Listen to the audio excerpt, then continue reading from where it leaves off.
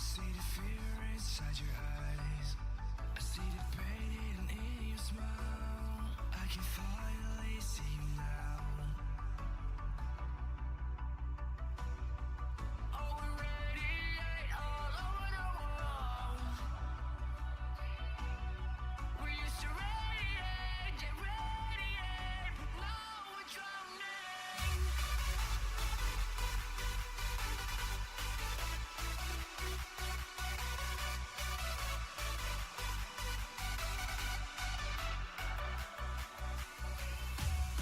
I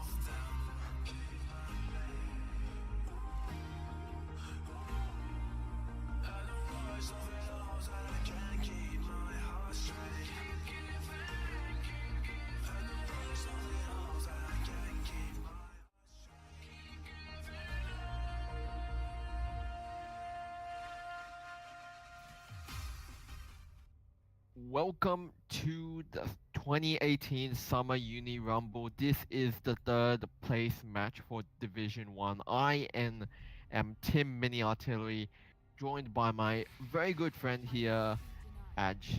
Say hello to Yes, everyone. very glad to be here, especially after a very exciting afternoon for myself, where I myself had to go through my own games broadcasted here on this channel. But regardless, we're focusing on this game now as we're entering the ban phase between these two teams. As we can see, Sejuani picked up first, and we're waiting to see what the next ban is coming out from the red side is going to be. I believe there is There is no no ban ban. because I believe from what I recall, the sorry, I forgot to even introduce the teams. We do have December on the left and Yeah the Boys on the right. Obviously, Yeah the Boys having a substitute from the top laner due to their original top laner not being able to be here. So I presume that would be a standard 1 or 3 ban. Ah, very Now well. we do, I wasn't aware that emergency subs were allowed. yeah. Unfortunately, that will cost them a slight um obviously ban limit, but we do see the Brom and the Sejuani already being taken off the board. And the Aatrox, Aatrox, that's a rather surprising pick. Usually only seen in solo queue. yeah, being actually quite a good duelist and split pusher. Obviously, not many people do know how to take advantage of him or even play him into the right matchup. So it'll be interesting how whether they actually do decide to go for another perhaps on the side of December, try to go for another. Yes, and we have a third blue ban coming out from the blue side. Janna, Brom, Sejuani, all blue as you can see. And a lot of heavy CC as well as good just crowd control and disengage from all three of those carries. Yeah, I mean, that is actually quite interesting to note considering Jana, even though she is considered quite the peel orientated AD carry, you know, she still has a decent amount of CC in her kit with the tornado and of course the monsoon. Along with Brom, of course, Glacial Fissure, using the concussive blows, and of course Sejuani literally throws a giant ice ball to stun you for a decent amount of time. Yes, and of course we do have the Amumu ban coming out as the final ban for Phase 2 for the red side, and then we have Camille picked up for the top lane on the blue side. A very competitive duelist in that top lane, and can be quite the menace if allowed to get an advantage. But then we have the Lovers Chosen in bot lane, the Rakan Zaya duo, which can wreak havoc if unopposed correctly. Yeah, interesting that they actually prioritized the Rakan Zaya pickup in the first 2 picks, considering that they are red side being able to pick up those two champions up first. Obviously, compared to the Camille being quite a actually good duelist in herself, being one of I would consider one of the higher picks in the top lane right now. Maybe borderline among Gangplank, unfortunately, due to his nerfs. Did go down a bit, but still good regardless. And we do also have the Rek'Sai coming out. It seems like the blue side are really going for a pick-oriented style of play so far, especially with that Varus getting picked up as well. Yep. Chains of Corruption will prove very useful for this team. I don't see too much team fighting going on the side of December, unfortunately. While we do see on the side of the Boys, ooh, Darius, Hover, Rengar, Going to secure the Sion. Sion. Sion is a very good pick as of late, but he switches it up and goes for the Rise. That's a flex pick, could be either mid or top lane. Yeah, but I would suspect with the new AP item changes that he would be in the mid lane, knowing that Archangels just gives you a lot more mana. Despite giving you a bit less AP, the mana does compensate, especially with a champion like Rise who has mana scalings, I believe, on his all of his abilities. So it'll be interesting how that works out for NL beats. Yes, and then you've also got that new item that got added, the Spellbinder, granting bonus ability power and movement speed, adding that kite potential to the Rise. We also have Cassiopeia coming in as a fourth ban for the red side, another good potential mid laner. And then we Yeah. have another fourth ban coming out for the blue side right now, and it's going to be Warwick. Yeah, so right now, yeah, the boys trying to target that mid lane pool from Alpha AM, knowing that they want to have a very easy lane in the form of Rise on LOB. It's obviously now Warwick being banned, trying to pinch out that jungle pool from. I'm not sure what to call yeah the boys jungler. Should we just call them killed? Yes, killed would work. We have an Alistair coming out as the last ban for the red side, stopping that extra bit of peel for that Varus. However, there are still several picks that could help fill that role. We And can we have still the final ban see. coming out for the blue side now. It's going to be Zac. Ooh, so very target orientated toward the junglers, while yeah the boys decide to go for that mid support ban.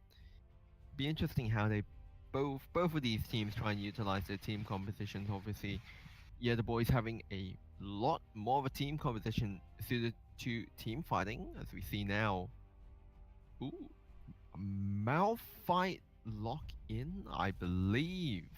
Wow. Yes. The red side is looking for a rather all-in fight potential. They want to commit to the fight and they want to commit hard, whereas the blue side is more looking to try and skirt around the outskirts and pick people off as they see. Yeah, knowing that you also do have the double knock up from the Malphite and the Rakan. Ooh, a Shen actually. So I presume this would be a Shen support, knowing Yes, that would be the likely choice. I don't think Camille would like to go jungle, then Rek'Sai be allocated to somewhere else. We do have a hover over the Talia, a very prominent mid lane with the ability to roam rather early on. Quite a that good Reaver's stable wall. pick as well.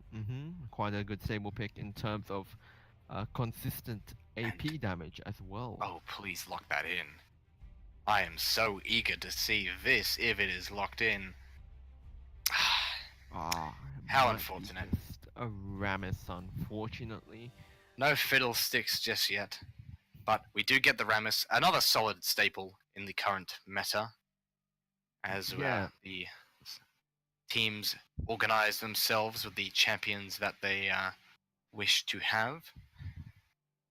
And interestingly enough, there seems to be a lot of armor on the side of yeah, the boys in the form of the Malphite and the Rammus. But if you look upon the side of December, they don't have a someone who's a hyper carry, an AD hyper carry such as, a Tristana or Caitlyn or, one of these other AD carries that are, very high in AD damage. So it'll be interesting how they try and mitigate that, knowing that Varus, even though he is traditionally an ADC, he does do a lot of magic damage within his auto attacks. yes, they'll more than likely try to stack Frozen Hearts and Randuins to lower the attack speed of the overall Varus. That, if unchecked, could become quite the monster. Yeah, it'll be very interesting. Fortunately, we do have that spectators delay, but it will be very interesting to how both of these teams go. So, just give me what do you think will happen for both of these teams? What do you think December will go for opposed to yeah the boys? Well, I feel like the blue side. I'm guessing those are December, correct? Yep. I'm guessing the December team is going to have a much easier time in the early game, preferably in the top half of the map. Whereas the December team is going to, whereas the boys team is going to have a more preferable time in the bottom side of the map with the Zaya Rakan duo. However, that will ultimately shift as the game goes on longer. Whereas the top side with the Rise, the Malphite, and the Rammus will get better later, whereas the Varus and the Shen will get better later. Yeah, interesting that you also bring up, being later of these, sort of scaling because we do know that Malphite and Rammus in themselves they are both great scaling tanks, especially in regards to armor. Then obviously we do know the Rise, the bigger the mana pool he has, the more damage he will do. And obviously the Lovers duo in the bot lane being exceptional almost throughout all stages of the game, if I dare say. So it'll be interesting how December do try and, match this scaling with a Talia and a Varus. Varus being decently scaled into the late game, depends if he does decide to go for a pure on-hit build or if he does decide to mix it up a bit, throw in an Infinity Edge in there somewhere. But it would just be interesting how also, I would presume both of the tanks on the side of the Boiz would try and build an adaptive helm just for the consistent damage that Talia is outputting. But then again, you do have that true damage queue from that Camille that will shred through a decent portion of their health bar. So be Yes. interesting how both of these teams itemize against each other. I believe the main factors for this game will reside in the mid lane roam potential as well as the jungle pressure coming out from both of the respective junglers. If either team is able to levy some sort of advantage specifically for the bot lane, it could provide disastrous for the other team. Yep.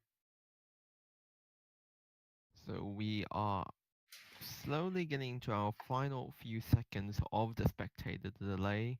Of course, we will have to sync once we are in game, as well, nobody's PC is perfect. Yes, of course. I am interested to see if there's any sort of early shenanigans going on. Neither team has access to rather hard CC early on with decent enough range. They have the potential for the Rakan W, but that could potentially leave him exposed and, well, result in the opposite of what the team would want. Yeah, and considering also the Camille can only really use the hook shot to secure that solid CC unless Talia decides to go for that seismic shove, which is, I'd say, highly unlikely. Alright, shall we pause it 3 seconds and then sync? Yep, just loading up still. Very shiny borders, unfortunately, the Alright, I am viewers paused. cannot see.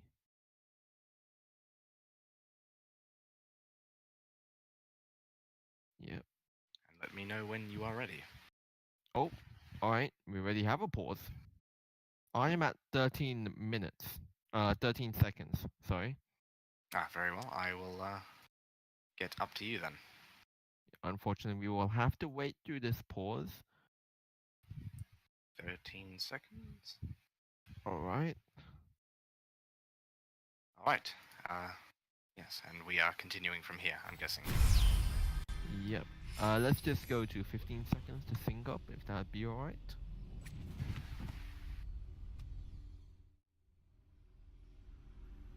Oh. Alright, I'm at 15 seconds. Yep. So then we go 5. Yes, that's Yep. correct. 5. Now we are into the game. We do see a very standard start. Bot lane seems to be orienting more towards the red side, potentially looking for, well, at least trying to counteract any sort of early potential for a fight. But Camilla has now drifted off towards the top side of the river.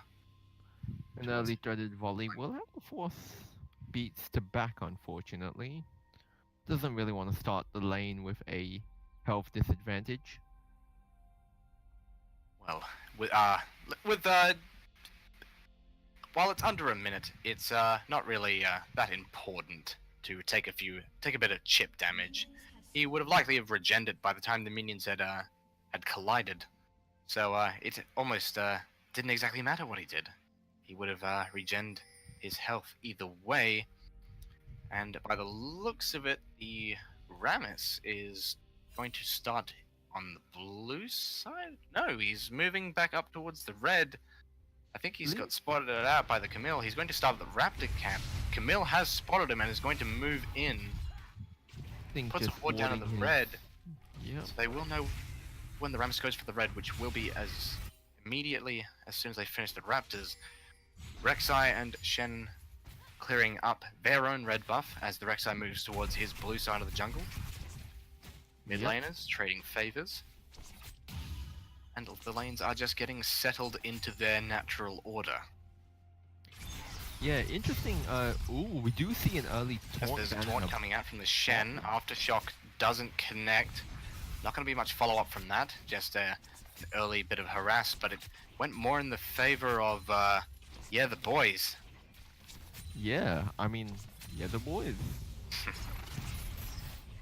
Yeah, we can definitely see that, you know. A lot of the, good poke coming out from the Xayah.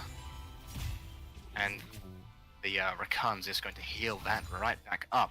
The support healing meta is indeed still alive. Supports that heal will always be better than supports that do not. It is just Yeah. common sense. Unfortunately, we are seeing the rise of the Infamous. Ooh, Ooh, going up Camille the top lane. going in, going to try and land a bit of harassment down at the Malphite, who tries to teleport back to his turret.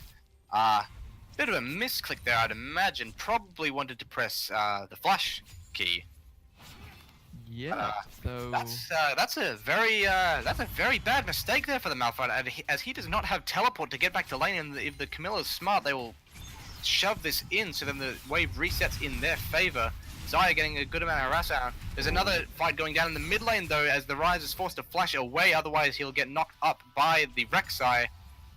And trades all around everywhere except the bottom side of the map going in the favor of that is very that is a dead Rammus who has died to our Lord and Savior King Gromp.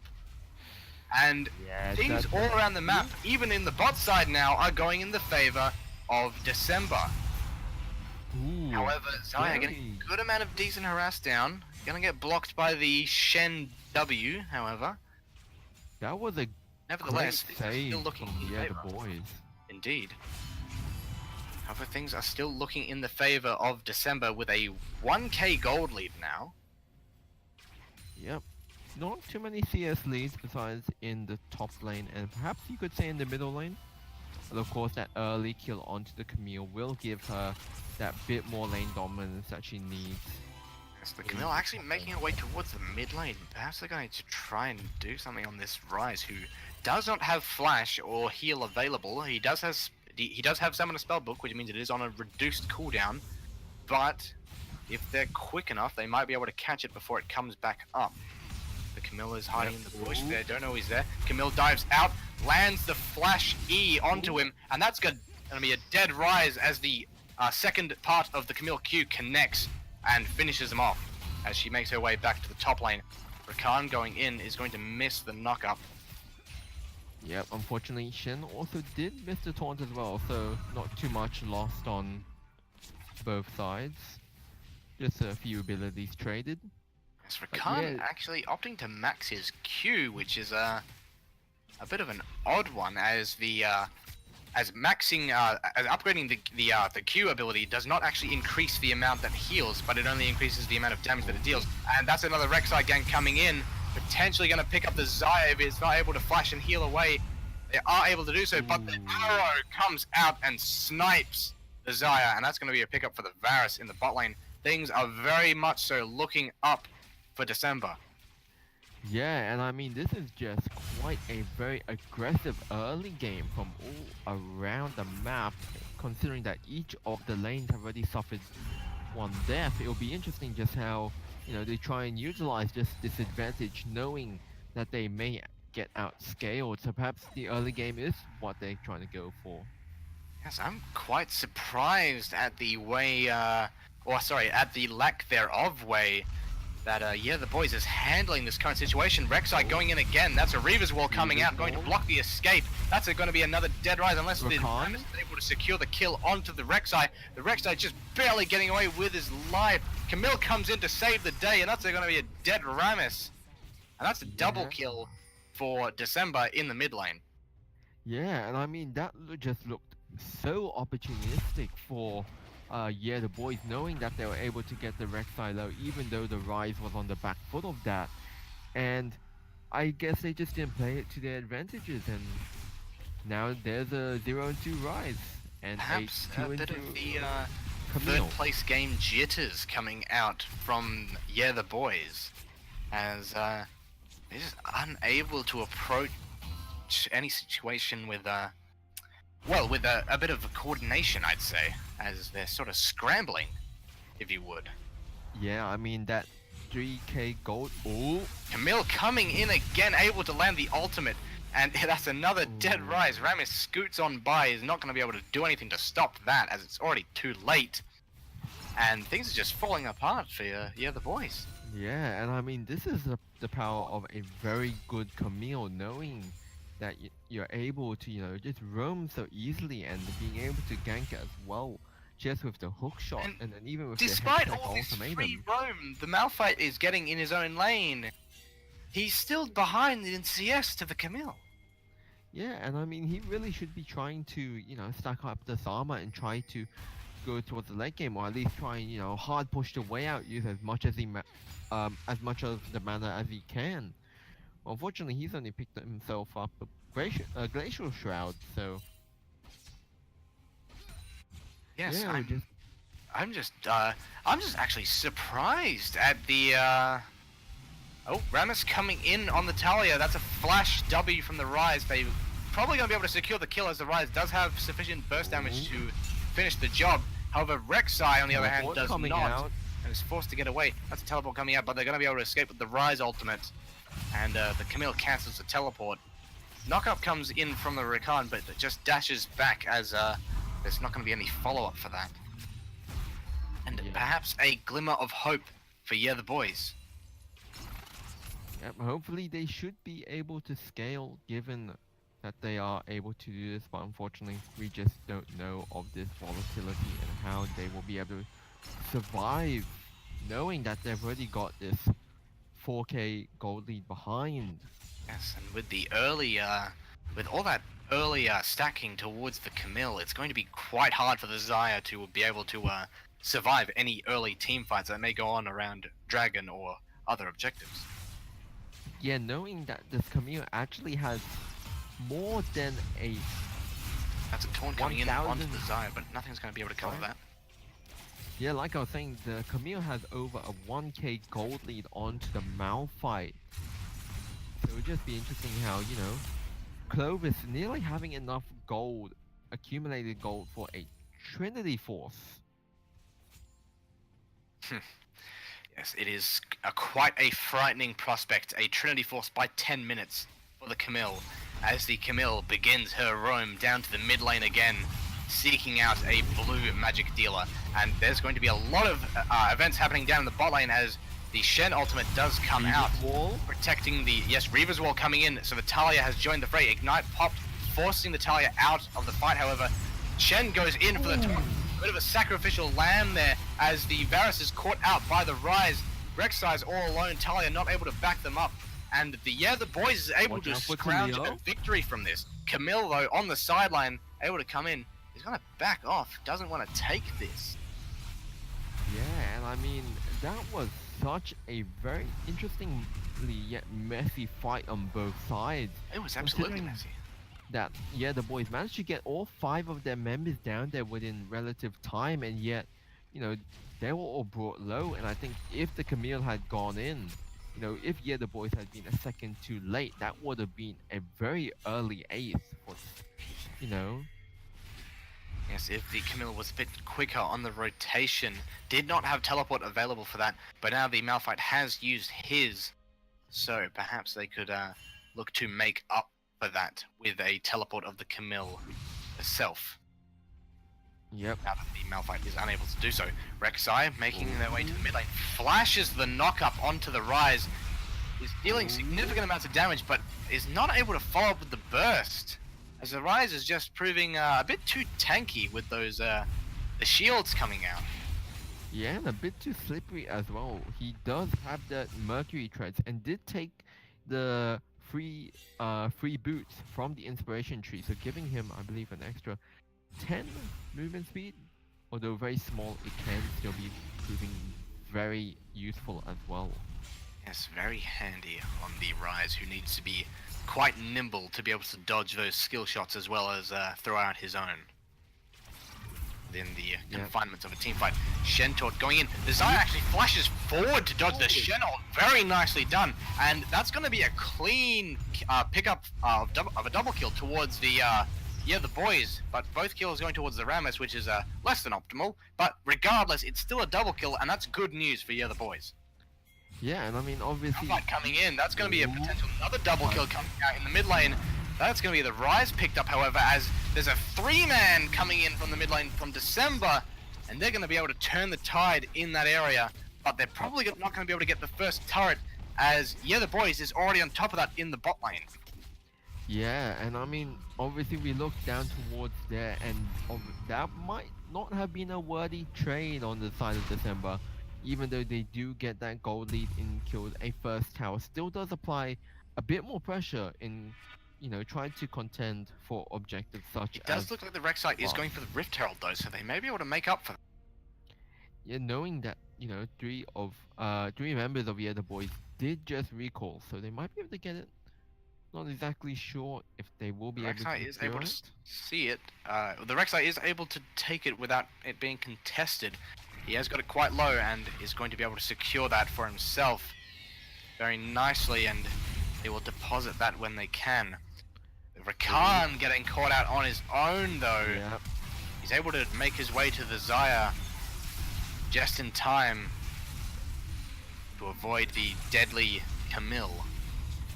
And the rest of the team is there to back them up now. However, bot lane is now pushing in the favor of December with only a Malphite there to answer. Yeah, While unfortunately, the rest of the Malphite team scrambles in the topside jungle. can't do too much. Trying his damnedest to clear out the minions. That's going to be the tower going down. Malphite overstaying his welcome. That's going to be an easy pickup for the bot lane duo of December. Yeah, and I mean, it's already 10 to 6 kills having that 3k gold lead, and even though 3,000 may not be a big amount, just the power and the pressure, the early game advantages that this team has managed to get. Ooh. That's an easy knock-up coming in from the Rakan, able to subdue the Rek'Sai before they are able to do any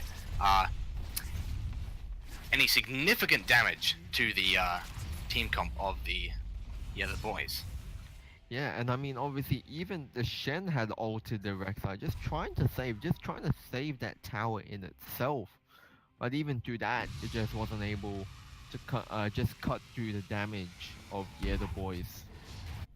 So they are Despite all of these swings going back and forth between teams, neither team has made a good move towards the dragon. There is significant vision for December around the objective, but they're not eager to make a move towards it just yet.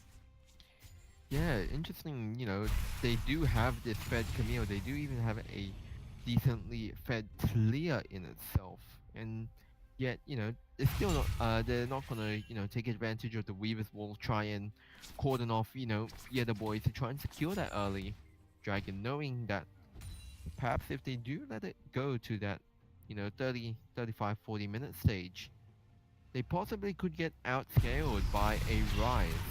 They are going for the dragon now, however. I believe Rammus has figured it out, but not going to be able to contest, and that is going to be the Mountain Drake going over to December with the Sky Dragon coming up next couple minutes. Yeah, so unfortunately not too many offensive drags being shown here. Just the Air and the Earth Dragon, obviously both within both of them being equally good drags, obviously dependent on the team comp. They're both respectable within their own right. Air drags do help actually in rotating around the map, especially good with a team such as, you know, a team where you do want to try and get picks, you want to try and get these skirmishes, you know, not these full-on team fights.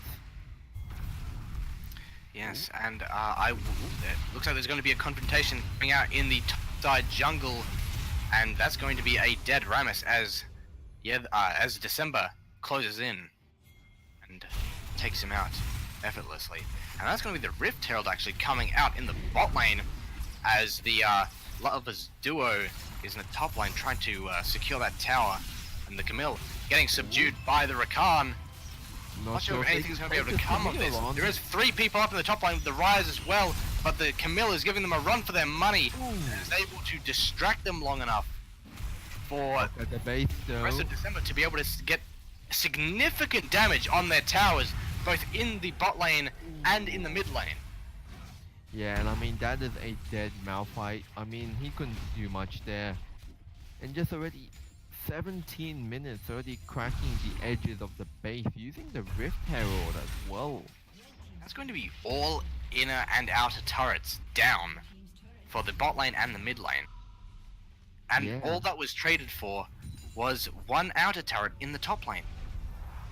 Yeah, I mean I'm not exactly sure where the boys were trying to go for with this Malphite pick. Maybe they're just trying to go for another tank just to try and soak up the damage, but unfortunately that's not going well for them right now. Yes, and perhaps something to jump onto the Varus when he eventually reaches his peak. Yeah, and I mean obviously there is a Shen as well. There's a Rek'Sai, there's a Talia who can, do have all of these abilities, these defensive abilities, to try and peel. But would that be enough up against, a powerballing Rammus and unstoppable force of a Malphite? Yes, we do have both teams converging around the top side jungle. Shen looking for the taunt and misses. Is going to get caught out. That's a dead Shen. No questions about it. Rakan ultimate being used. However, not sure if anything's going to be able to come of it. Reaver Wall was also used, and nothing really came of it as the rest of December wasn't there to follow up on that Shen's engage. Bit of miscommunication on their part, I feel. Yeah, and I mean obviously, they can't really be making these mistakes knowing that they could possibly be outscaled. I mean, every death perhaps, just leads to another 2-3 minutes of stalling for the boys. They're just waiting for that 5 to 6 item rise, waiting for that Lovers duo to be almost unstoppable. Rise looking to get a pick onto the Talia. Talia's going to be able to walk away. We do have Camille pushing in the bot side. If they continue to push and is only met by the Malphite, they could potentially get the turret, but it looks like the bot lane duo is rotating down. They spot out the Camille. It's going to be able to... He's going to have to be forced back. Baron spawning up in 25 seconds. Varus making his way to the top side to try and push that wave in and pressure that tower. Malphite spotted in the bot lane as he clears out that minion wave. And the rest of December are either backing or rotating towards the top side of the map by the looks of it. Yeah, and I mean obviously, if December do try and go for an early Baron, I don't really see any way for the boys to try and contest besides then if that Malphite is able to get a good ultimate off. But this is only a recently only level 10 Malphite. This is not a level 12 or 14 Malphite where you've got those tank items where you can really be a nuisance in the back line. This is just someone with an Iceborne Gauntlet. I'm going to have to severely disagree with their potential to interrupt or contest for that Baron, as the Xayah and Rakan duo are starting to reach their peak. As the Camille dives onto the Malphite, and there's no competition, the Malphite is going to go down. And it looks like they're going to try and start something in the top lane. Camille is on their own and could potentially get this wave pushing and maybe even secure that inhib turret if the Boiz is not careful. We do see 2 items. Rise ultimate coming out from behind, getting on top of the Varus almost. No, the Rise ultimate isn't used. No one's on the portal. And Camille, teleporting back to the top side, is going to be able to help clean up the rest of the Boiz. And that's almost going to be an easy ace, as Rise is going to slowly get picked up. The shield comes out, but it's not going to be enough. And that's almost an easy ace. The Malphite only just getting up. But of course, if he makes the mistake of trying to contest this push, it may just become an ace. Unlikely, however, the Rakan is about to come up. Yeah, and I mean, right now, we do see a banner of Command minion up in the top lane. If anyone has been watching the EU LCS, there has been a very powerful banner of the Command minion which managed to do more damage to towers than an entire LCS team combined. Yes, I bore witness to that, and that was quite frightening. I would not want my base besieged by that. Yeah, do have Rek'Sai clearing out the vision around the Baron. Air Dragon is up though. It'll be interesting if they just decide to ignore it, knowing that December are in possession of this game. Quite nearly a 1k gold lead, only 800 gold between both teams. Yes, we do have both teams converging around that dragon. Either team looking for some sort of opening. Rek'Sai, however, nowhere near it. So it could perhaps be a mistake if December was to look for some sort of engage. Yeah, we do see the casual ward clearing though. Control wards just lighting up the map every now and then. Yes, and Camille split pushing off in the bottom lane with no teleport available. Is still going to get met by the Rise, however, as it is deemed quite a important threat. Rise has picked up 2 of his items now, Abyssal Mask, Seraph's Embrace as well. Casual air drag being taken. We do have Camille diving onto the Rise, however, ultimate comes out, forcing the Rise to stay within. I'm not sure if the portal actually works like that. It does, however, time quite perfectly with the disappearance of Camille's ultimate. Yeah, and I mean, that was almost perfect timing for the Rise, just being able to escape, you know. If he had been 1 second too early, he might have died just then. Yes. I can see how the more tankier approach to Rise is the preferred build now that the Zhonya's ultimate trick is no longer a factor. Yeah, unfortunately, they did manage to remove that just because it was just being way too good. I would have to agree myself. I mean, literally just press stopwatch and For a free escape. basically free escape. Yes, you almost can never be punished for overextending. You do have Camille back in the bottom lane with no one there to meet them.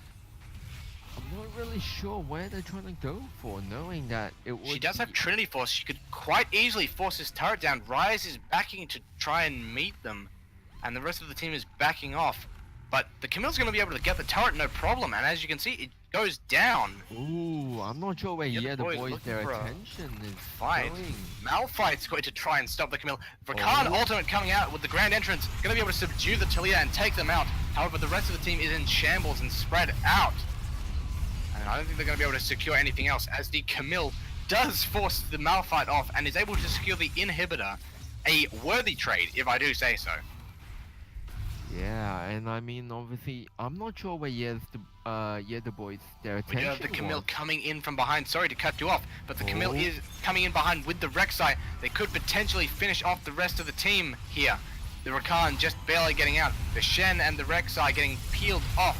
The Xayah ultimate coming through, not going to be able to do that much damage and pick anyone off. However, the Rise becoming a more significant threat, picks up 2 kills for him. The Rammus chasing down the Rek'Sai. Can't chase him through the tunnel, however. And the Boiz team is going to continue pushing into this lane. However, there are super minions now pushing into their bot lane. Yeah, they will have to be mindful of that. Reaper's Wall coming out to try and block any further advance. Not going to have much use other than that. I think it just helps the boys get back to their base just a bit quicker. Oh yes, if anything, it's just a reinforcement of what the Boiz was already thinking. They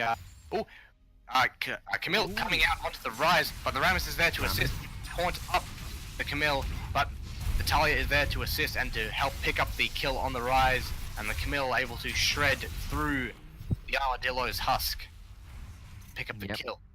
They are turning on a Baron now. Yes, Just- Rakan and Xayah are there to try and attempt something, but they back away as it's not worth it. And there are super minions pressing onto their Nexus turrets. And that's going to be Baron for December. Yeah, and I think just that Baron take was just such a good move from December, just knowing that even though, yeah, the boys have made a very small yet slight comeback, you know, they still do have the game within their favor, so it'll be interesting. They do try and end the game by just using this Baron.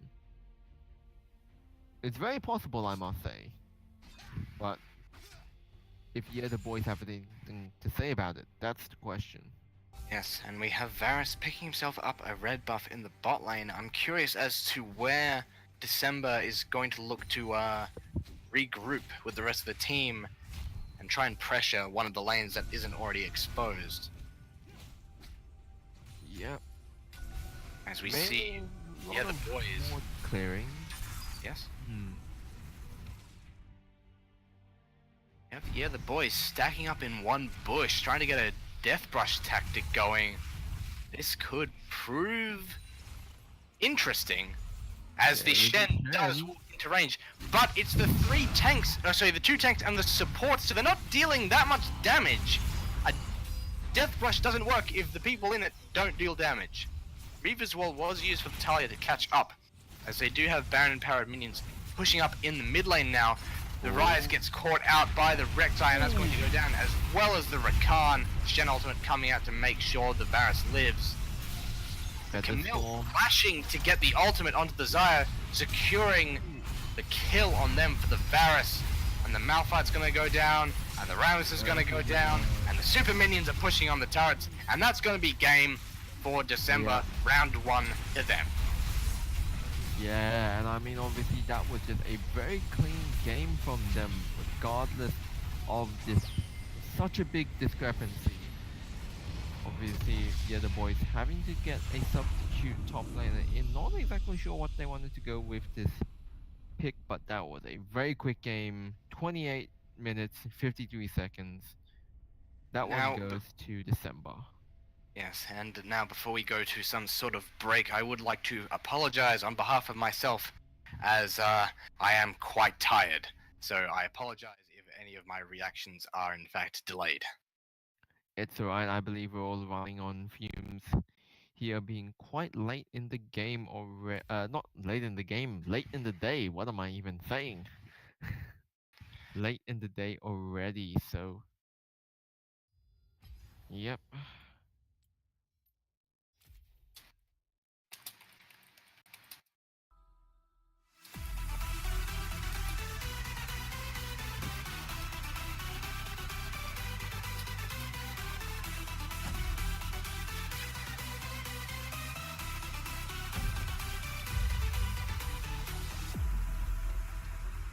Are you afraid of the dark? Are you scared?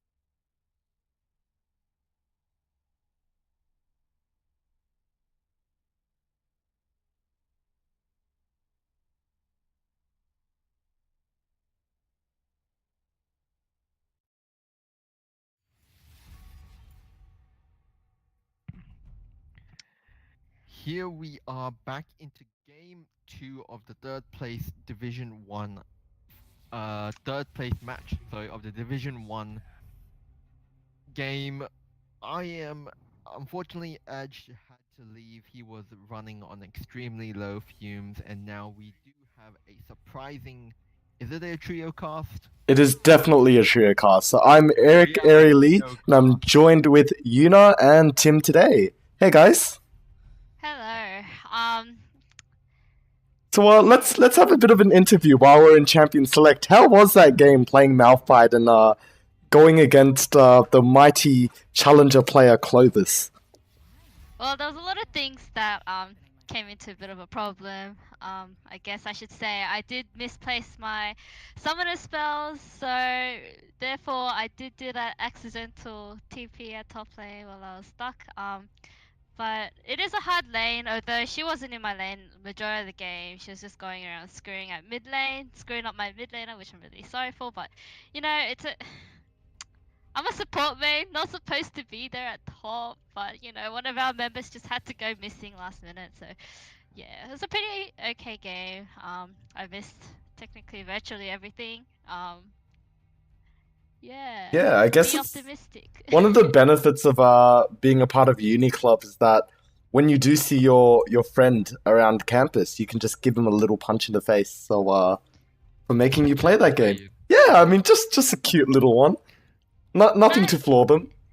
It should be fine, because the mid lane is actually my boyfriend, so he won't give me a punch in the face. It's alright. You don't deserve a punch in the face. You're top laner that left you should.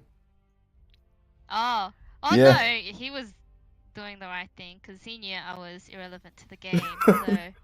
Alright, so heading back into the pick and bans, unfortunately we'll have to draw away from the slight banter. We do have Aatrox and Mumi being banned, of course, just the standard ones. Unfortunately, having their substitute, we do have the Braum, Zaya, and Sejuani, all power picks within their respective rights, being banned from December, with the Boiz being now on the blue side.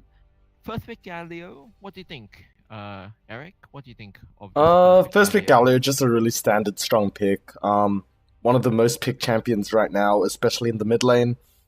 Extremely versatile, strong, almost unkillable if played right. So yeah, great all-round pick. Wouldn't expect anything less. We are seeing in professional play though a more very AP orientated Galio. So it'll be interesting how they will be able to take that, either they go into a more tank, or if NLB decides to go for that sort of Leandri's Torment Rod of Ages pick. Yeah, that's Right just one of now- the great things with Galio. You can pick, you can build pretty much anything. But yeah, we do see the Alistar and Jace pick coming out from December. Jace being one of Clovis's specialty champions. Interesting Actually- that sorry, go ahead. Go No, ahead. actually, like, Galio is definitely going to be played AP. He's going to be played in the mid lane, played by NLBs. I'm pretty sure he will, unless they do a flex pick like that. But normally, if he does go Talia, no, probably not. Okay, so if this Galio gets into mid lane, it's definitely going to be AP. Galio, especially with the Rabadon's death cap at the moment, is very, very strong. He's really good at one-shotting the ADCs, one-shotting the really squishy champions in this game. And especially with the Alistar coming up, it's going to be a bit of a, like a seesaw. It's going to be who can Basically initiate trying to first and get who to the can get back out line. first. So Yeah, I gotta say though, the Ezreal and Xin Zhao picks are extremely interesting. They're not as picked, not as commonly picked nowadays as it was maybe 3 or 4 patches ago. So, any foresight as to why, the boys would be picking those 2 champions specifically? I would sorry, take the stage, no, you go. I was actually interesting because if I was the Boys having the Galio pick, I would immediately go Galio mid, then pick the Camille and J4 just for that, ultra instinct combo of being able to just slam crowd control on top of crowd control, as we've seen most dominantly in the LCK, being able to use that Galio Camille or even Galio J4 combo just to really lock someone down. So interesting that they do decide to opt into a fighter of the Xin Zhao. Ezreal, a fairly alright AD carry right now. Still quite viable with Kleptomancy, but Xin Zhao, bit questionable on my side without having any more knowledge than that. For Kildanis, he is a pretty good Xin Zhao player. Since teaming this is my uni's team, I do know a lot of these players just from playing with them in general. But he does play a lot of Xin Zhao at the moment. He used to be a support main, but seeming support carry can't really. I guess you can carry up to challenger, but it's very hard playing solo. So he does play a lot of jungle now. But Xin Zhao is one of his like pocket picks. I should say. And especially Derps Magi playing Ezreal. Not very surprised either. He's a very pokey champion, especially Kalista and Alistar being able to engage very quickly. And being too close is a bit dangerous, especially for the Alistar engage. So Ezreal is sort of an okay pick, except that late game, mid game, Kalista and Ezreal start falling off. But Ezreal sort of has that bit of a leeway. Still be a little bit stronger than Kalista, but it really depends on how long Kalista plays in that team fight. Yeah, we do see the Tom Kench being picked up though, obviously trying to reduce that pick potential that, an Alistair or, even at least with the Cocoon just being able to, quickly gobble up an Ezreal or Xin Zhao just being able to carry them to safety. We do see the Scions, a very tanky team. I mean, ultimately Galio, Xin Zhao, Tom, and the Scion can just go straight tank with the Ezreal being the only relatively squishy one. So, not exactly sure whether the Boiz will have sufficient damage on their side just to try and contend with, a Jace, a Fiora even, and now with the Kalista and the Alistar being secured in the bot lane. I think they'll be alright. Galio going straight AP would actually do quite a lot of damage, especially Elise, Jace, Kalista. If they don't build any kind of, tanky items, Galio will be really easy to just one shot with the Qs, and it's so easy for a Galio to just pop that really quickly. And especially they've got the Tahm Kench and the Scion, so disengaging or engaging is really important for this team. So against the other team, it's not that bad of a comp, to be honest. As soon as Kalista and Alistar ults in, Galio can come really quickly, save the Ezreal. Tahm Kench is also there to help him out. It's a very team comp kind of situation for both team comps. Yeah, I think Western Sydney Uni's lineup is really, really strong. It's quite tanky. It's quite versatile as well. Whereas looking at December's comp, it is really pick oriented, and they only really have one or two engaged channels, which can easily be disengaged by Tahm Kench. If this game is drawn out, it doesn't look like there are many options for December, except for the Fiora. Fiora being able to duel almost any champion in the late game. So it will be really interesting to see how it goes, having one extremely tanky team comp versus one that's very pick oriented. And definitely we do see this sort of, big divide in comparison to last game. We do have, a very tank, orientated, like you just said, team fight composition, opposed. Now we do see very clear pick of, a Jace and a Elise, a Fiora, Kalista, even with the Fate's Call during the Alistair in, even though it may not hit, 3 or 4 members, if they're able to catch out even 1 or 2 key members of the Boiz, that will be enough for them. So it'll be interesting how, all of this works out for December, opposed to the Boiz. Obviously, the Boiz having quite the power picks in the Scion and Galio, and December, I would say opting for more maybe A to B tier picks, or just not the most common of picks right now. Yeah, I think Actually, Scion is a very strong champion at the moment. Scion right now is the highest win rate top laner with I think 54% win rate in solo queue. Especially, And I'm yeah. guessing that would be taking Arcane Comet. Who knows? Yep, nope. Just checking it now. It is Arcane Comet and generally Bone Plating as the secondary rune. Yeah. Bone play is actually pretty good for the top lane. I do take it on Soraka in support as well. Can't really say if it's viable or not at the moment, but bone play is pretty OP at top lane, especially on the Scion. He's actually been played at mid lane. Bjergsen's been playing him quite a lot recently, and it has been played in OC as well, not in OPO, but I have seen it in ranked games, and can I say that it is actually really, really strong. Like if people don't know how to play against it. Yeah, I'm sure the very infamous Tiltarella is having a lot of fun with Scion this patch. Oh dear. I mean, Scion is one of those champions again which can scale just because of that W. He gets 3 health every time he assists on killing a unit. So it can be a minion, can be a monster, can be a champion.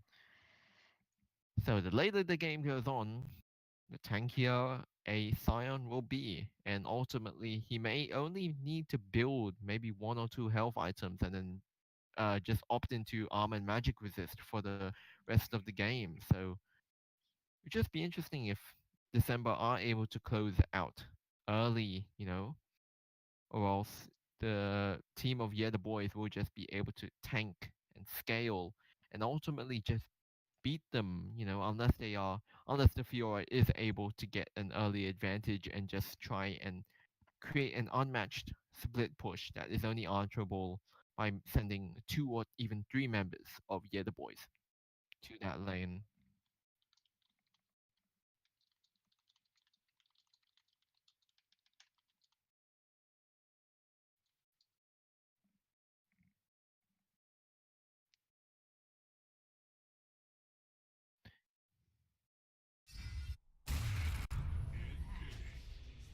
Pause at 25.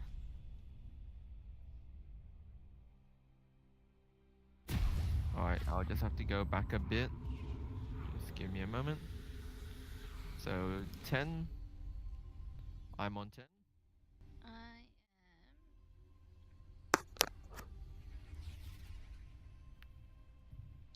Yep. All right. So when I say 1, we'll unpause. 5, 4, 3, 2, 1. Yep. Yeah. So we should be perfectly in time. If we're out of sync, it will only be a second. So not that big of a deal. But we see everyone running into their jungle and fanning out as appropriately. We do have the Moo Cow Alistar. Yeah, one of the most annoying, obnoxious skins in the game. Not a big fan of it, but it is great for the meme value. Cowbell. I love No it. cowbell. Cowbell makes me laugh. It's like a, I don't know. It's just funny. Don't you guys Is just it- find it funny? Is it beats? The NL beats? No, get out with that. We just no. It's too late in the night for really, really Before we bad the puns. next break, I will. Has anyone thought of why Stiff Ostrich was called Stiff Ostrich when it could have been called Stiff Emu when you're in Australia? Do It we feels have like one of those really default names, but it's not because it has a 69 in it. But it does feel like one of those preset names. So who knows? Maybe on like Mathletics or like. Yeah, so maybe you might want to inquire as to why Ostrich does have that name. But now we're in the game, we should stop talking about random things and look at Alpha. Give some smacks to NL Beats in the mid lane. Just winning that trade, coming out a little further ahead. Yeah, I mean the Jace will be quite oppressive during the early game just because of that ranged cannon form opposed to, the stock melee form of the Galio. Obviously, he is able to get a bit more farm just safely from the Winds of War, Yeah, and looking at the top lane now, Xin Zhao is ready to go, going straight up to the top lane onto Clovis, getting that acute triple knockup, and Clovis just gets safe, only just getting that level 2. If he did not get that level 2 at that very moment, he would have died. He wouldn't have got that extra health, and he wouldn't have been able to dash away. So props to him, and really unlucky for Kildenus, but flash burnt for both the top laner and the jungler, so we should expect Kildenus to gank top lane yet again. Yeah, and I mean, we do see a lot of early aggression from... Yeah, sorry to interrupt, but we have Elise jumping right into the jungle, catching Kildenus. Kildenus does not have flash yet again, and he's just dead. Really great play from, I don't know how to pronounce his name, so I'm just going to say Ashi? Aji? Aji? Yeah, so Ashi just jumping into that enemy jungle, knowing that he was going to take blue buff after that gank. So just something you start to see in higher elo games where junglers do think more about where the enemy is pathing and not knowing that flash isn't there. And we see Arzi in mid lane again. He's just not much to do, just walking up, asserting some dominance, and he's gonna find Xin Zhao yet again. Misses his cocoon, caught, only just gets away, but NL Beats finishes him off. Oh, and we see him get caught. Oh, extremely well played from Beats. Yeah, and I mean, just the amount of early aggression, you know, thinking that, you know, Aishi would be able to get on top of that with that first blood, but then, you know, Kildenus just comes back, you know, and gets a double kill for his mid laner. Yeah, that was... all you can really say there was that was a big overstep from AC. So walking into the enemy, walking into the mid lane with no real fear, finding Xin Zhao there, and ultimately missing his E and getting caught. He could have flashed earlier, he could have got away earlier, but I really think he wanted to trade, but yeah, things fell a little flat for him. Elise was doing pretty well in terms of map reading and jungle path tracking. In high elo, jungle tracking is actually really common. Almost everyone does it, especially for very high, like top 100, top 50 people in Challenger. Very prone to be, you know, they need that skill, because in order to, you know, win your lane and but... Yeah, and that's good night, Joey. Just another gank. I guess, Sure, what happened up there? You're just quite low and didn't suspect the gank, I guess. Yeah, I think what it was, AC was spotted in the jungle, or the bottom side jungle as we see there, so I don't think he expected the gank at all. But he didn't expect the gank from the jungler, but he wasn't prepared for the mid laner at all, which is probably why he overextended. Yep. So this Galio at mid lane, you know, at the moment he's doing very well. He's 10 CS above the mid laner, Jace, and he's also 2 kills above him. And he is building AP. As I said, how do you think this is going to go at mid lane? Yeah, at this... I'll let you go. Yeah, I mean, obviously, if Galio is able to continue getting this lead, he will have a damage advantage, naturally, over the Jace, who usually would have that early game pressure. You see Kildenus coming around. Ooh, Miss Taunt. Ooh, Miss Coon as well. Yeah, you can actually see the Xin Zhao, you know, he really wants to just consistently keep ganking between top lane, bot lane, mid lane. You can actually see that in the way he builds. He's actually got the mobility, bits of mobility, which gives him, as what it says, bits of mobility, gives him a lot more movement speed during this game. So you're going to be seeing a lot of ganks. Yeah, right now we may have maybe a 4-man gank bot lane with the Galio, or just the 3. I think Galio's looking right now, just cancelling his back. And we see the bot lane slowly walking towards Dragon, so they're going to get caught out. This may be a 4-man bot, 4v2 right now. Clovis does not have TP up, so assume he's just going to go down now, missing his flash, getting chomped up, and Stiff Ostrich picking up that kill. Yeah, and I mean, I'm not exactly sure what bot lane of December were trying to go for there. I mean, they knew that the jungler was missing as well. Ooh, top lane. Grand challenge being issued. Not much being done, unfortunately. Joey does manage to save his life and get out of there. Yeah, Healthy. I think the idea was because they were short on vision in that river, they were either going to ward that river or just check for dragon being taken. Just because they didn't see where the jungle and mid laner was. What they didn't expect was the whole bot lane to be there ready to pick them up as well. So I guess a bit of a switch off moment for Asumi and Eva right there. Yep. So now we have Galio with blue buff, and all you can think of is he's going to be constantly spamming his mana. He's going to be spamming his kills. He's going to be consistently pushing that mid lane down, because what you want to do as Galio, he is a very good pusher, lane pusher. So what he wants to do is push that lane, put the pressure onto mid lane, and then ulti down to bot or ulti down to top, and maybe possibly bring it into a 3v1 or 4v1, which is really advantageous for Galio because he's so super ahead right now. So all he wants to do is get everyone else ahead. Yeah, but we can see December trying to take some of that gold off him. They're all trying to get onto Galio right now with the 4-man gank squad. Taunt does come out. Yeah, and that does not pay off. Asumi lucky to survive, as well as the rest of the team. Just trying to overstep their bounds. This is just what happens when a Galio gets ahead. There's very few things you can do when you're 2 kills ahead this early on. And with that taunt and with such a squishy comp, unfortunately December can't do much, and this is probably their worst nightmare. Picking a team comp like this, you have to do a lot more. And right now we see Clovis jump straight onto Joey again. And Alpha picking up NL beats. It's a 1v1 and he may be able to pick it up. And he does. I didn't catch that at all, but yeah, in the meantime we do see Western Sydney Uni pick up that bot lane tower, getting some gold back. And both teams perfectly even, 15k each. Yeah, and I mean, obviously, Galio actually going for the Ninja Tabi.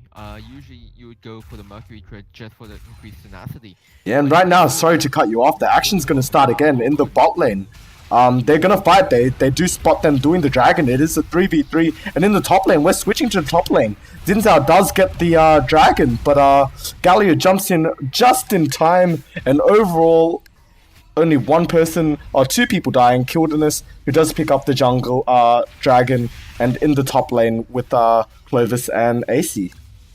Yeah, and I mean, this is a lot of action going on everywhere, despite, only having 8 kills across both of the teams. There have been a lot of skirmishes, something that December are trying to go for, and it seems to be paying them off, having that extra 2 kills and, that slight 1k gold lead. Yeah, and that gold lead should be extended just a little bit more right now with the 2k gold lead overall.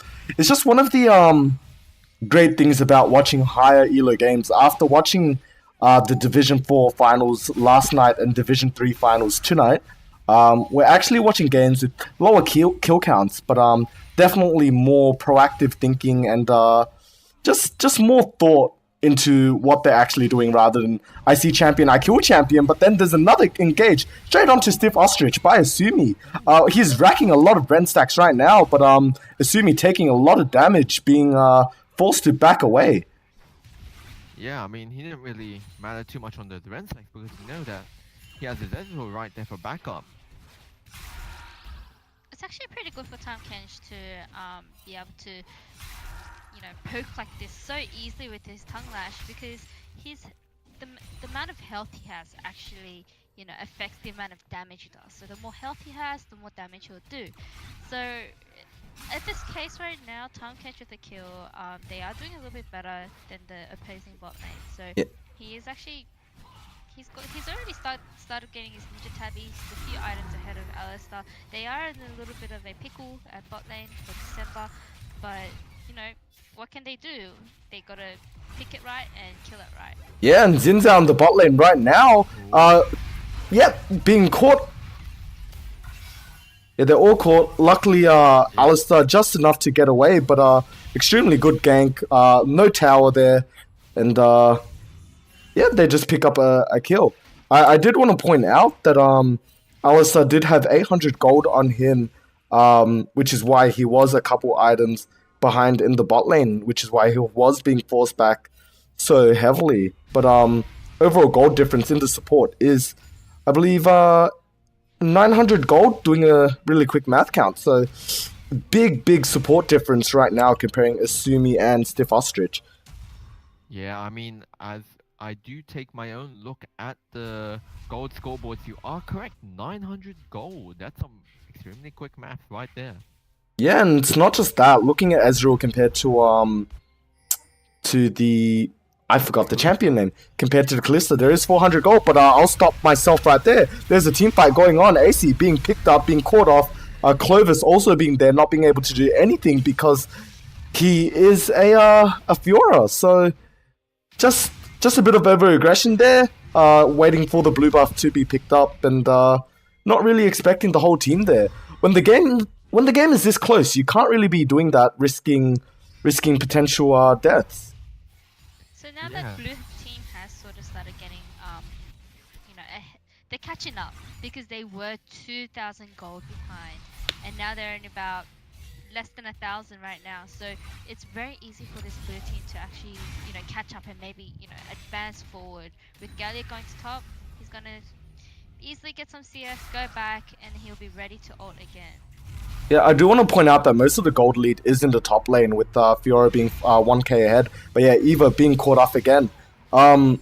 It's been happening all game, where the bot lane is just either alone or just overextended, not expecting any jungle ganks. But AC just on his own, the cow there to support him.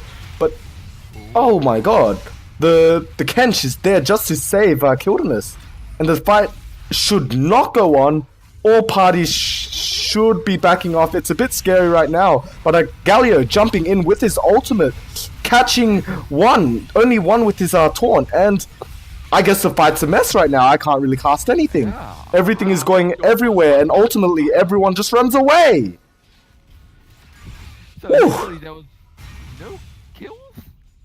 No kills, many things burnt. Both teams look like they were able to pick up kills, but yeah, nothing much happens. But again, Eva potentially caught off, getting hit by the Galio Q. Yeah, back to nothing, and Joey and NL Beats looking to pick up Asumi. Asumi just getting that flash, jumping away, but yeah, the boys picking up that mid tower despite all that chaos, and potentially picking up another the second tier turret with December not having much mana to defend. Yeah, and I mean, obviously this was a team which was supposed to be, team fighting, and yet they're getting the picks. And it's just so surprising to see, a Sion and a Xin Zhao being able to bait these sort of things with the Galio coming in. Yeah, it's just one of the benefits of having a Galio on your team. And with December being so aggressive, and so far up the map at all times without having that necessary vision, they're just being caught off, expecting they're getting a pick, but ending up being joined by two or three other players. That's one of the harder things when you're playing against a team comp with a Tahm Kench, a Sion, and a Galio. All three champions having such big map movements in their kits. But we see Alpha being picked up. What are you doing, mate? Oh, Yep. that is a cancel teleport. Oh, but that is an air drag being returned as well. I'm not exactly sure if that's a worthy trade right now, in all honesty. I mean- don't think blue team really cared. A lot of them normally just say it's only a Cloud Drake. They don't really care about it. Because they do have that map rotation potential with Tahm Kench or Gallia or Sion Joy, Boiz, as Sion. well. So they're not too worried at the moment. As long as they got a kill from mid lane, I don't think they would really care. Because it is pretty worth it. Oh, and see Ezreal caught off by AC's cocoon, but as again, Stiff Ostrich always there to rescue his team. And this is right when you would have that My Heart Will Go On song. You just want to have that over and over again with Stiff Ostrich constantly saving his team from near-death experiences. Oh please.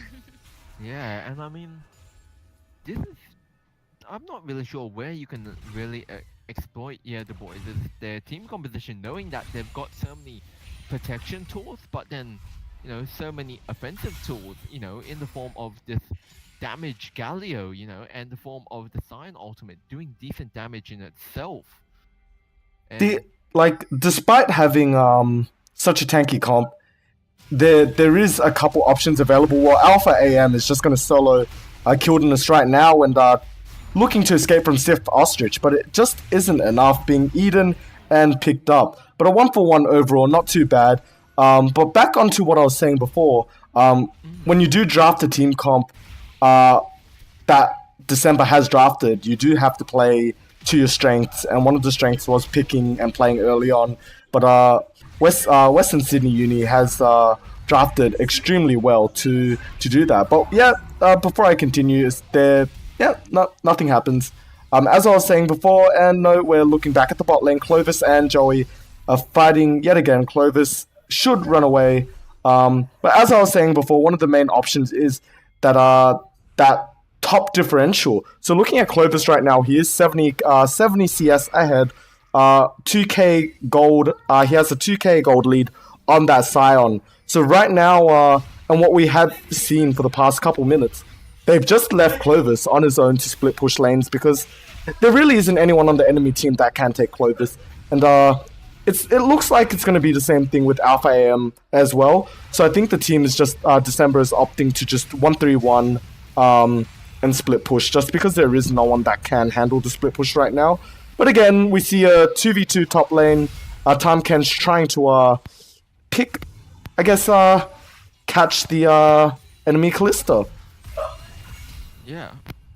And just a flash from Scion. Yeah, and I mean, obviously, something to look at though on the side of the other boys. All of their main big tanky threats, they have Ninja Tabi, and that's just showing, how much that they don't really care about an Elise, an Elise who is meant to be, going full damage, because ultimately at the end, an Elise is burst. It's no sustained AP damage that you get from someone like a Talia or, perhaps even a Syndra being able to, place down the balls, so frequently. Yeah, so definitely. That's just one of the problems with Elise. And when you do pick an almost full AD team comp, it's something you have to be ready for. Any AP damage that Elise does do in this game can easily be countered by that locket that Time Kench already has, or simply being eaten up. So unfortunately, it's at the point where December is kind of countered by items. So not sure what they can do now, except from that split push that I mentioned before. But we do see Derps being caught off, but again, Time Kench is there to the rescue. And if I was in December's position right now, I'll be extremely, extremely frustrated. They're definitely looking for the right plays, but there's so much security in the Boiz comp. yeah, and I mean, sorry. In the voice comp, it's very I guess it's a bit lighthearted in the way they can play. So what my meaning is that they can make mistakes. Okay, before you go on, Galio gets a 3-man taunt, and we see Eva getting hit by the Ezreal ulti. AC in the backline, just picking up a kill on Kildenus. Everyone's up a Baron. The fight does look like it's going to continue. Scion with his ultimate flying into the fight. And then we see Clovis pick up a kill on the back. Fioris, everyone's just fighting. Stiff Ostrich being picked up. Galio jumping in with his ultimate. But this fight will go on. It does look like, the Boiz is going to be picked up. Everyone is most likely to be killed. And it does look like it's going to be an ace and potentially a Baron pickup, depending on how quickly they can take out NL Beats. Whether or not NL Beats can pick up some kills before he does die is another question. And he does, but Kildenus, he has stalled long enough for Kildenus to be back alive, and I guess to stop the potential threat of December doing Baron. So overall, that was a 5-for-1, I believe? Yeah. I do believe it was 5 kills for 1. I think Asumi died in that team fight. I'm not 100% sure. Yeah, we see Alpha being a little greedy, continually going for that mid lane tower right after his team was already done. Not sure if he can escape there. And the Baron pressure is back on with the game being a 4v5. Both teleports are down. Alpha does have teleport when he does come back up. But it'll be interesting to see what the Boiz is going to opt for next. Yeah, I mean, that's still another 25 seconds. And obviously, unfortunately, the Boiz haven't tried to go for that Baron opportunity, but knowing that, they've still got this immense amount of pressure with the wards and pick potential. Yep, and Asumi just died. Not much I can say about that, other than just being a little deep without having his team support. Yeah, we do see the Galio in the top lane. Ooh. Death push, unfortunately, ruined by the little explosive spiderling.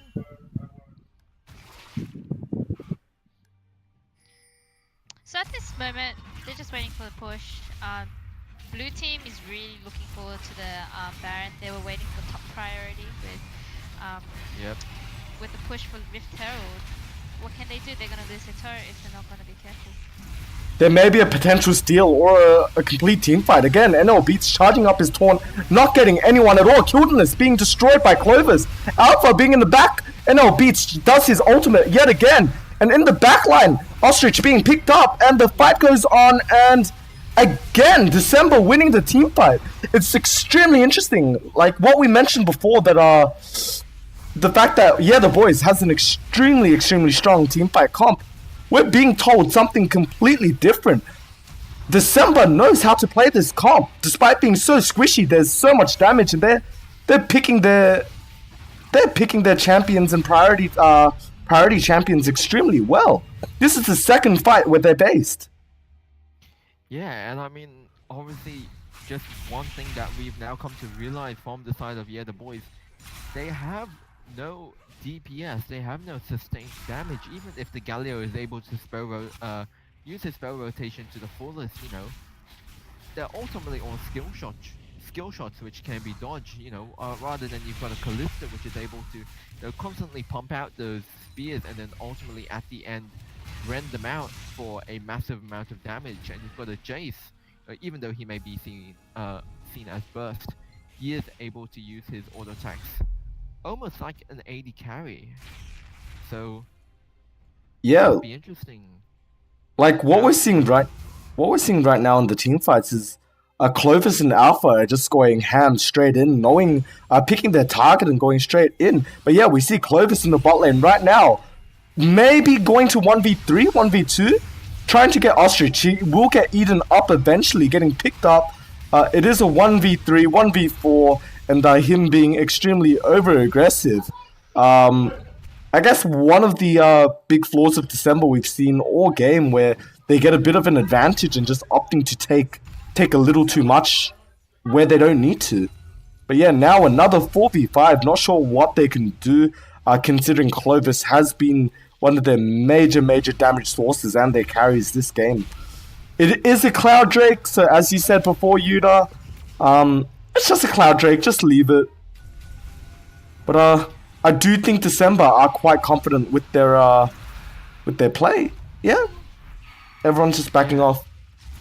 I mean, we do see double Blade of the Ruined Kings on the Jace and also on the Kalista, so there's even more of that tank shred as well. Surprised that the early armor pen items such as perhaps a Yomu's on the Jace or even a Lord Dominic's Regard on the Kalista hasn't been bought out early, just to try and cut through. But obviously they say we don't need a straight armor pin. We've got a Bork. We've got enough damage just to try and shred through those tanks before you can even out-tank us. Yeah, it's just really interesting to see that Kildenus has gone for the damage build, going with the Warriors Enchantment and Triforce. He is going into team fights with not much security, and we do see Clovis in the bot lane once again picking up Joey being able to ult away to safety. Could see a collapse onto Alpha AM. Yeah, he's just so fast, but he does get caught up yet again. He will look for the 1v2, but does ultimately get picked up by Kildenus. Oh! Call. Now we see, Ult has been cancelled though.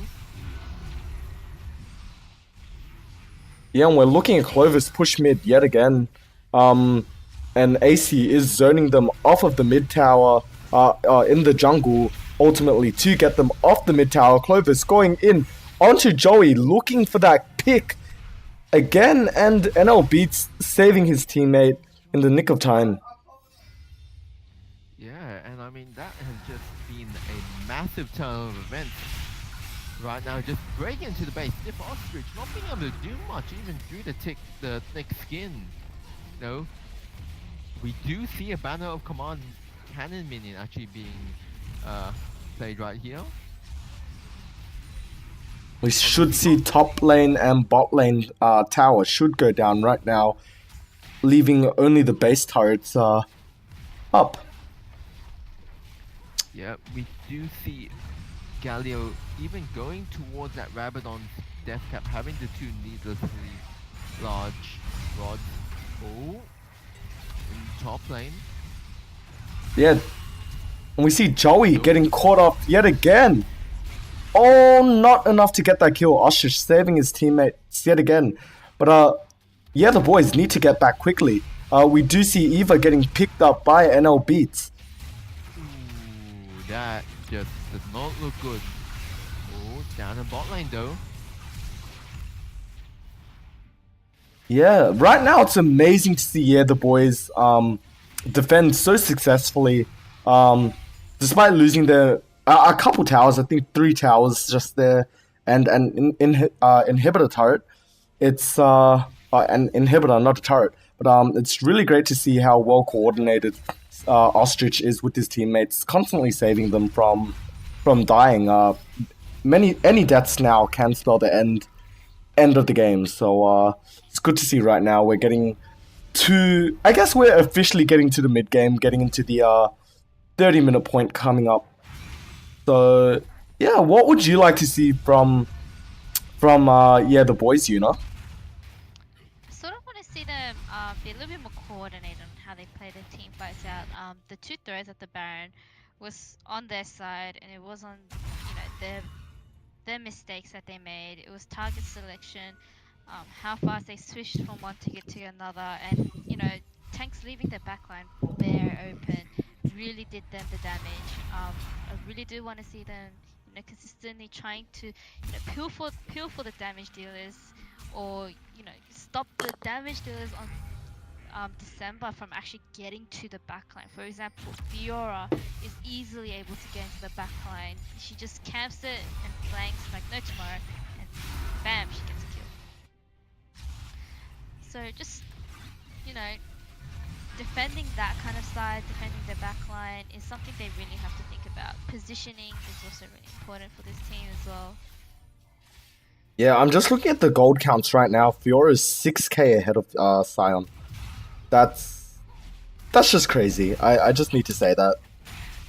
I mean, I believe she might be even opting into a Bloodduster with that BF sword.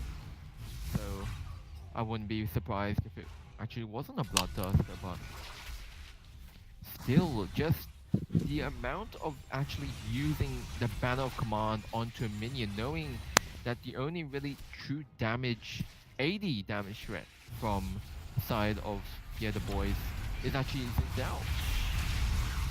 Obviously Zinzao being very melee, December going for that very quick Baron, being able to burst it down quite quickly. Presume they would be trying to just try and storm it down mid right now, just trying to take advantage. Instead they recall. A lot of them had quite a bit of gold to spend, so it was the right choice to just reset the waves, because top lane is pushing fairly well, bot lane is pushing fairly well, so they didn't have to, there was no rush to go mid, because they know that, the boys will split off to push top and bot back into the lanes, so it's not really one of their biggest problems at the moment to just rush down mid. All they need to do is wait for the side lanes to push, get everyone to on the boys team to just rotate around the map because their mid lane and bot lane is bare open, so they can't afford to lose a single person in this fight. Yeah, and I mean, obviously, Galio picking up that Rabadon Zephyr now. I believe going into a Leandro's Torment. Ooh.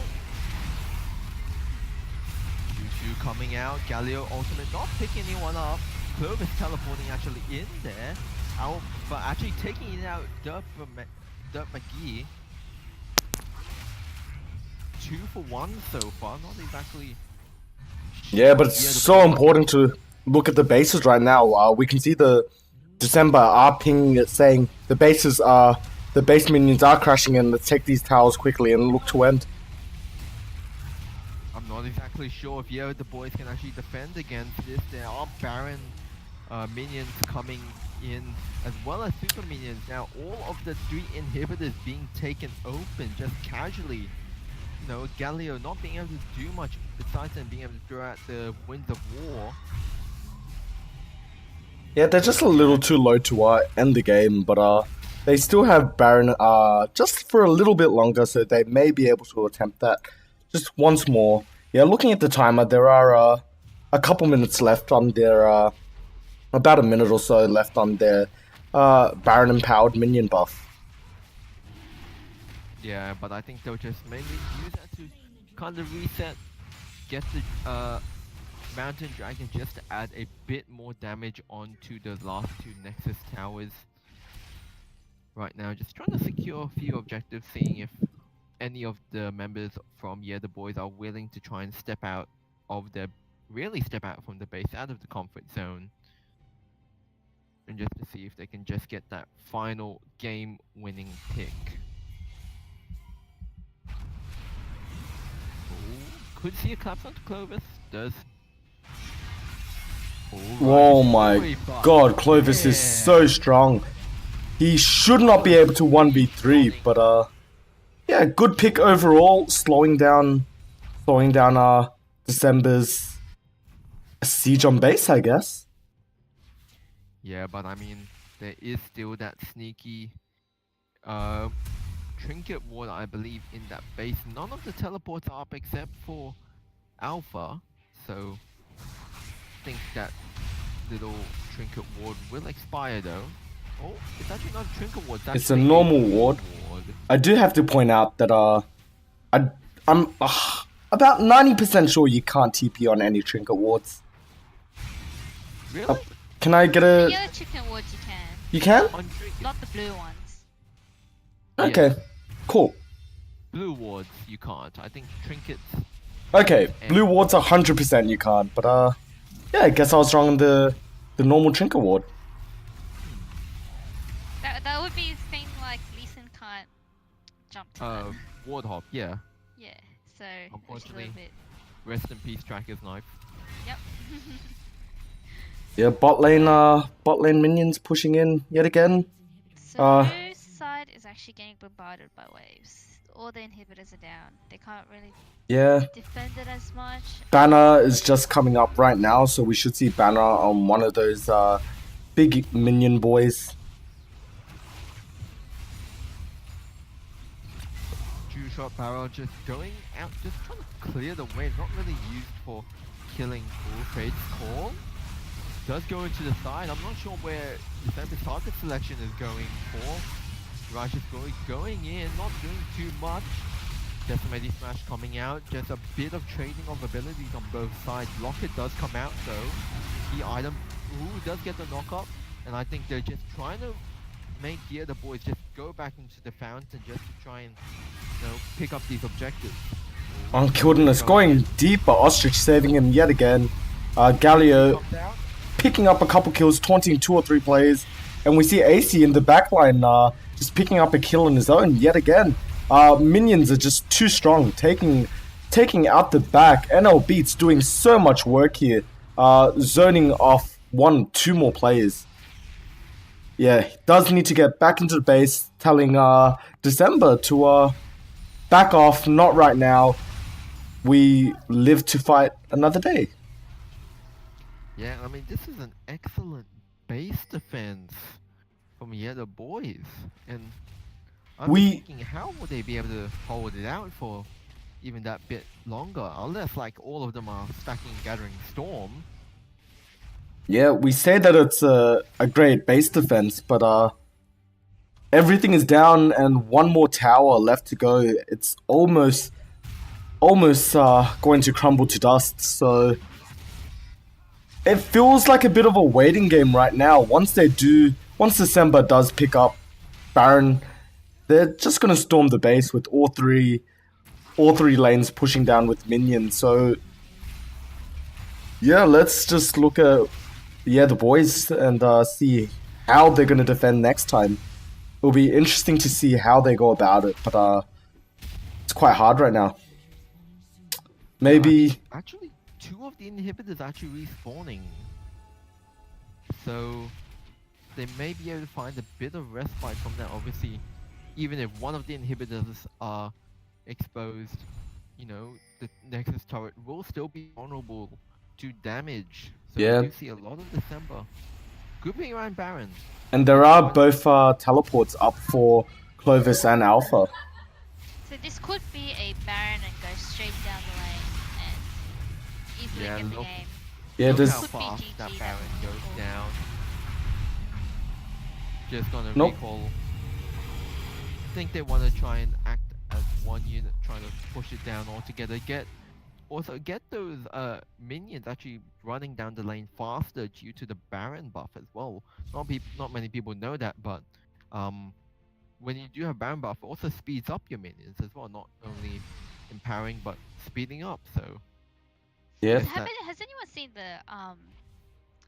the banner of command with the Baron buff on the cannon minion? Yeah, definitely. Doing It takes a whole lot of damage to. it does take Oh, I yeah. believe exactly 8 shots from that minion to take down any turret. So it's extremely strong. We've seen it in I believe EU and LCS today, as well as the OPL. Pretty much every region is picking up that banner of command and doing as much as we can. But Sion is chewing to the mid lane, looking to take EVA on their own, but Clovis and Aces in the enemy base looking to take down the tower and end the game. Aces all on his own. He's just picking up Kildenus, but all they need to do now, it is GG. Can they do it? It's going down. Alpha just smacking down that tower. It's the end. It's GG getting that final love heart. Oh, and I got the game ended without a result, which is That's interesting. interesting, but GG. Congratulations to Monash's December, who take 3rd place for the Division 1 rank, I guess. Yeah, and I mean, what a game that was. Just the amount of stalling that was able to be done. Just, you know, these team compositions, you know, they both had the objectives, and it seemed back and forth for a bit until, you know, and that was actually an exactly 40-minute game. So, I mean, that was just amazing on both sides, but ultimately December does manage to take the series and does take that 3rd place spot. Eric, do we know the finals for this Div 1? Yeah, so the finals is between Monash's ESM Blue and QUT's something, but it is QUT. So a bit of an age-old rivalry between both teams. ESM did take out the inaugural uni games 2 years ago in Perth, beating out QUT for that, and we're having a bit of a rematch for the crown of uni champions. Yeah, and I mean, I will be loving to watch and hopefully cast that as well. Do we have a day on when that is? So, me being on the team, we did say it should be on Thursday, but it may be pushed to the weekend. So, not 100% sure now, but hopefully we get the answer soon. Yep, well, that will be our cast for tonight. We have had the very special pleasure of having a very unique trio cast for the second game, obviously, with me, Mini Artillery, Yuna, and also Eric on the desk as well. So thank you for everyone watching the stream. I think this will be our sign off. I am Tim Mini Artillery. I'm Eric Airy Lee. And I'm Yuna Black Widow John. Right. And we're out. Bye. Thanks for watching. Thank you. Bye. Bye.